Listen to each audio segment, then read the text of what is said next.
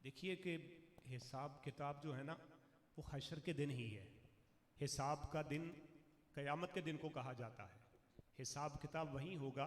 ये एक सवाल कब्र के अंदर होता है। एक सवाल सही बुखारी शरीफ में है कि सिर्फ कब्र में एक सवाल होगा, और बाकी अहादीस की किताबों में 3 सवाल जिक्र किए गए हैं।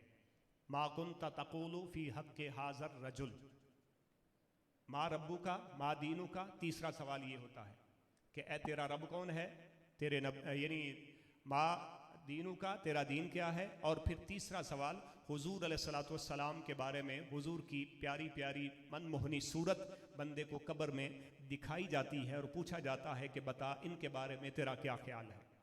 अब देखिए सवाल ये है कि पहला सवाल हुआ कि मा रब्बु का, मन रब्बु का, तेरा रब कौन है। बंदा कहता है रब्बी अल्लाह। क्या कहता है? और जो जवाब नहीं दे पाता वो कहता है ला अदरी, मैं नहीं जानता। ला अदरी, मैं नहीं जानता।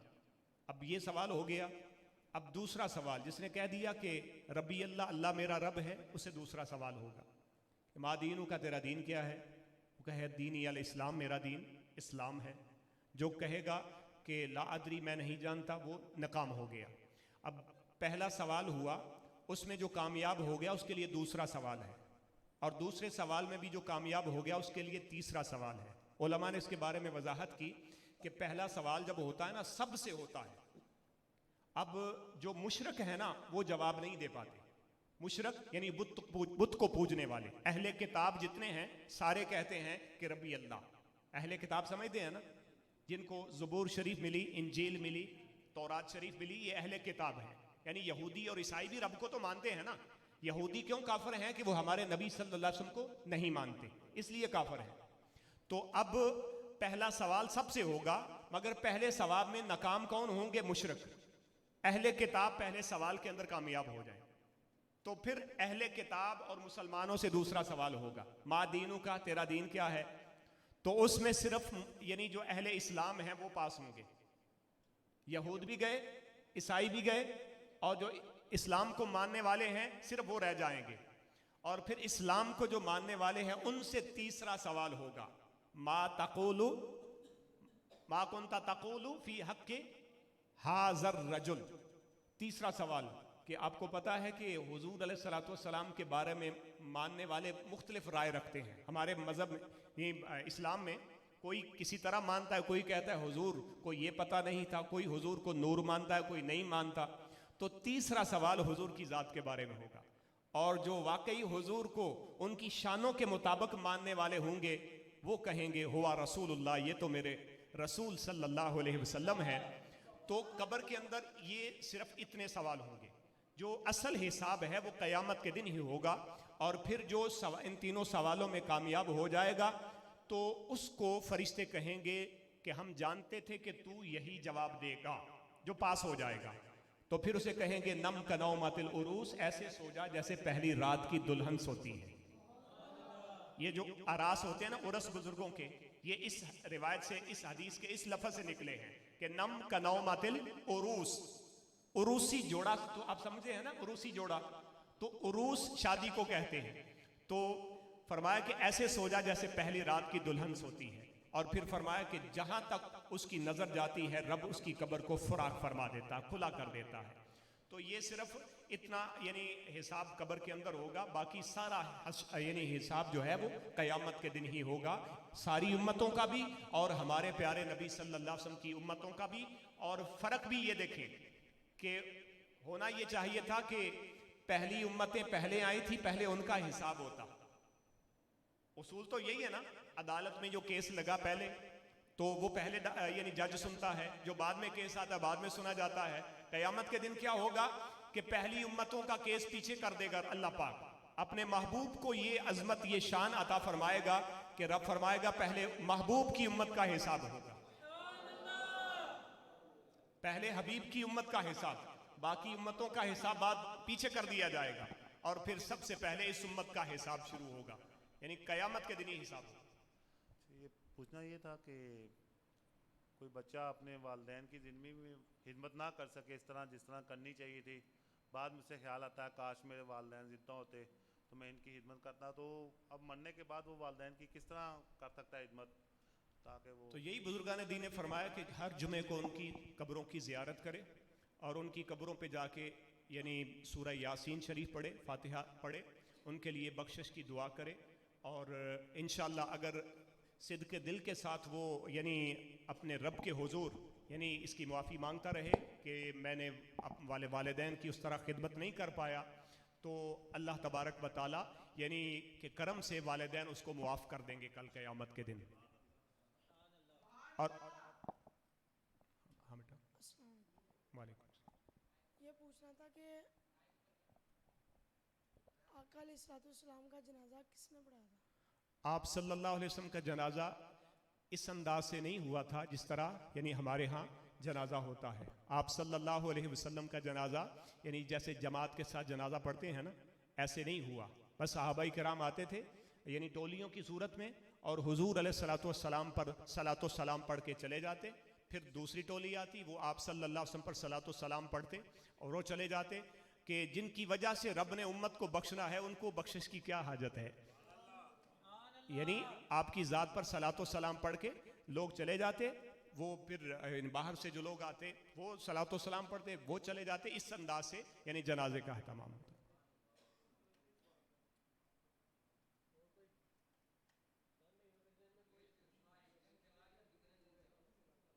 जी ये कन्फर्म मेरे जहन में नहीं है कि ये कितने दिन चला, लेकिन जनाजे का जो अंदाज था वो यही था।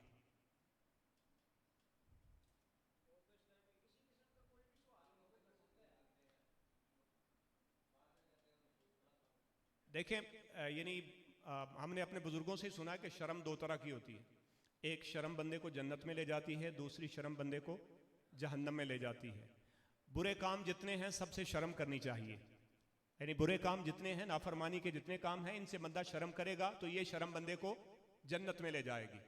और नेकी के काम में शर्म करना, नेकी के काम में यानी कोई दीन के बारे में कोई मसला है उसकी पूछने में शर्म महसूस करना, ये नहीं यानी शर्माना नहीं चाहिए। बंदे को जिस चीज़ का ना पता हो यानी पूछ लेना चाहिए। तो इस तरह यानी कहते हैं कि सवाल यानी सवाल जो है वो यानी कुंजी है इल्म की, सवाल इल्म की कुंजी है यानी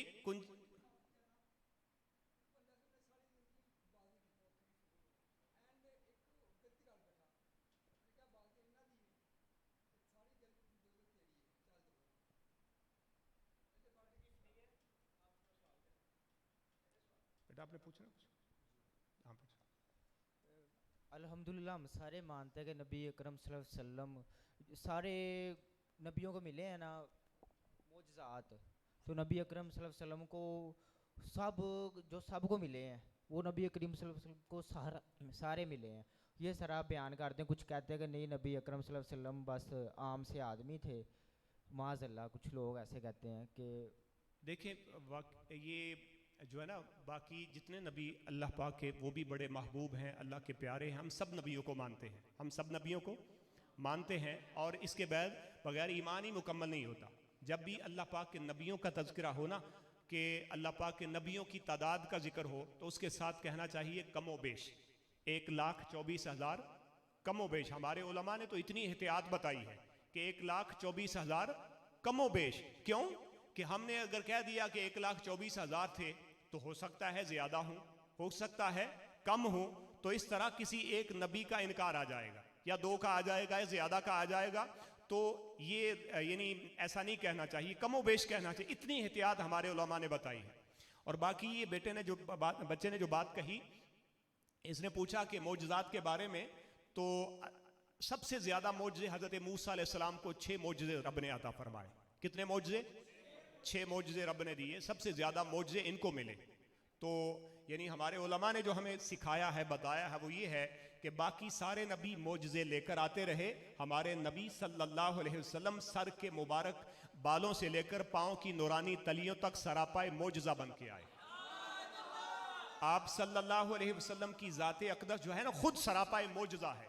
आप सल्लल्लाहु अलैहि वसल्लम के बाल मुबारक मौजज़ा, आप सल्लल्लाहु अलैहि वसल्लम की मुबारक आंखें मौजज़ा, आप सल्लल्लाहु अलैहि वसल्लम की ज़ुबान मुबारक मौजज़ा, आप सल्लल्लाहु अलैहि वसल्लम का पूरा वजूद मसऊद जो है वे सरापा मौजज़ा है।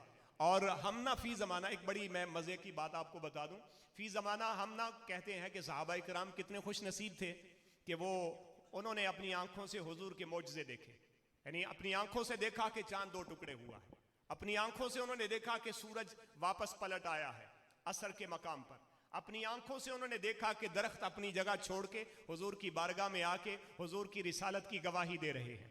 अपनी आंखों से उन जानिसार सहाबा किराम अलैहिमुर्रिज़वान ने देखा कि पत्थर आपके हुक्म पर पानी पर तैर रहे हैं। तो उन्होंने मौजज़े देखे ना, तो हम कहते हैं वो कितने खुश नसीब थे कि उन्होंने अपनी आंखों से हुजूर के मौजज़ात को देखा। तो मैं अर्ज़ करूं कि एक मौजज़ा हमारे प्यारे नबी सल्लल्लाहु अलैहि वसल्लम का ऐसा है कि आज भी हम उस मौजज़े को देख सकते हैं, आज भी उस मौजज़े की बरकतें उठा सकते हैं, आज भी उस मौजज़े से फैज़ ले सकते हैं। आप कहेंगे वो कौन सा मौजज़ा है कि जो आज भी हमें देखने को नसीब हो, वो जो आज भी यानी हमें नवाज रहा है, हमें बरकतें दे रहा है, तो वो मौजज़ा जो है वो कुरान पाक है। क़यामत हुजूर अलैहिस्सलातु वस्सलाम से जब आपकी ज़ात पर कुरान उतरा ना इस मुबारक महीने में, उस वक़्त यानी आपकी ज़ात पर इस मुबारक महीने में लौह महफूज से पहले आसमान पर उतरा, तो जब हुजूर पर कुरान उतरा उस वक़्त से लेकर क़यामत तक अल्लाह के नबी अलैहिस्सलाम का ये मौजज़ा यानी जिंदा व जावेद रहेगा। ये हुजूर का मौजज़ा है, ये रब का कलाम भी है और हमारे प्यारे नबी सल्लल्लाहु अलैहि वसल्लम का ये मौजज़ा भी है।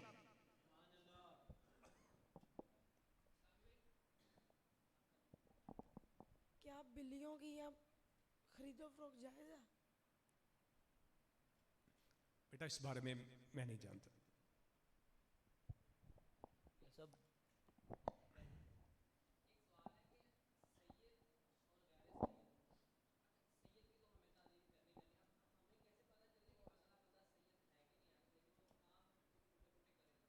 हमें इसकी टो में नहीं जाना चाहिए।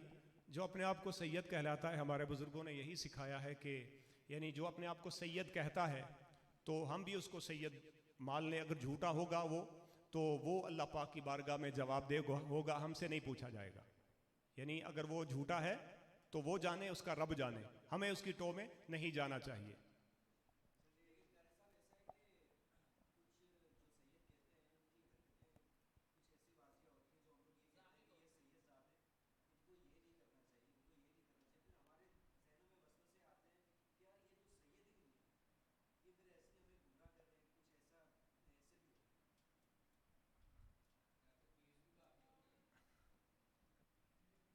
ये तो वही बदगुमानी वाली बात आ जाती है। तो बदगुमानी हमें किसी पर नहीं करनी चाहिए। अगर कोई करता है तो उसका मामला है, उसके रब का मामला है। इस पर हम अगर कोई यानी इस तरह के काम में मुलव्वस है तो हम यानी उसे सैयदों से खारिज तो नहीं कर सकते। अगर वो कोई इस तरह का कहलाता है तो वो उसका फेल है, उसके रब का फेल है।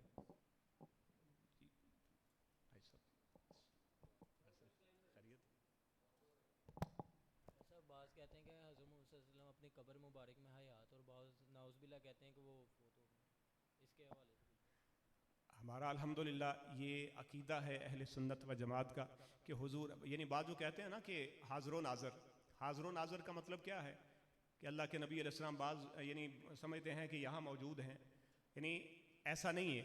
हम ये कहते हैं, हमारे उलमा ने जो हमारे बुजुर्गान दीन ने हमें सिखाया है वो ये है कि अल्लाह के नबी अलैहिस्सलाम अपनी कब्र अनवर में ज़िंदा व जावेद हैं और अपनी कब्र अनवर में आप अपनी पूरी उम्मत को मुलाहज़ा फरमा रहे हैं और जहाँ चाहते हैं अल्लाह पाक के करम से तसर्रुफ़ भी फरमाते हैं। अपनी कब्र अनवर में आप सल्लल्लाहु अलैहि वसल्लम मौजूद हैं। हुज़ूर गौसे आज़म रहमतुल्लाह ताला अलैह फरमाते हैं, मेरे सामने पूरी दुनिया ऐसे है जैसे मेरे हाथ पर राई का दाना। तो एक ग़ुलाम की ये शान है तो अल्लाह के नबी अलैहिस्सलाम की शान का क्या आलम होगा।